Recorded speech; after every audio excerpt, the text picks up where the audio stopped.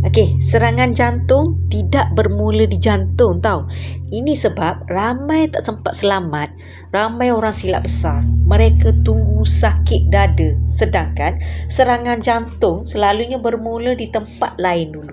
Hakikatnya, jantung jarang beri amaran secara terus. Tanda awal yang ramai orang salah faham. Ramai pesakit yang kena serangan jantung bermula dengan simptom ni. Perut rasa senok, sepu, penuh angin, sendawa tak berhenti, loya ataupun rasa nak muntah. Kalau awak kerap alami senak perut yang pelik, mudah sebut walaupun buat kerja ringan, cepat penat walaupun kita tidur cukup, itu bukan normal dah. Itu badan dah beri amaran. Kalau diabaikan, badan akan beri satu isyarat akhir dan selalunya tak beri peluang kedua. Jaga jantung sebelum terlambat. Kesihatan jantung ni tak boleh tunggu simptom jelas. Buat pemeriksaan. Ambil langkah pencegahan awal. Jangan ambil ringan tanda yang badan beri.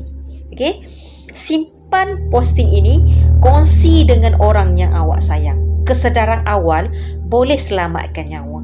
Badan rasa tak sedap, lesu tanpa sebab, sakit belakang, leher, rahang ataupun bahu kiri sebab tak sakit dada, ramai sangka ni gastrik je, masuk angin je, penat biasa je ni. Sedangkan pada waktu itu salur darah jantung mungkin sedang tersumbat perlahan-lahan.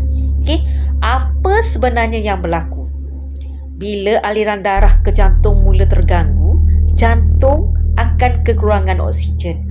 Saraf jantung hantar isyarat ke perut, belakang dan belakang dulu. Sebab tu simptom awal bukan sakit dada.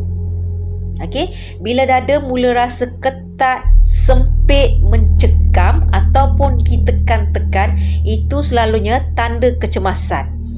Dan masa sudah sangat kritikal. Ini sebab ramai tak sempat selamat. Bukan sebab tak pergi hospital, tapi sebab datang terlalu lambat. Serangan jantung ni tak berlaku serta-merta. Ia proses senyap bertahun-tahun.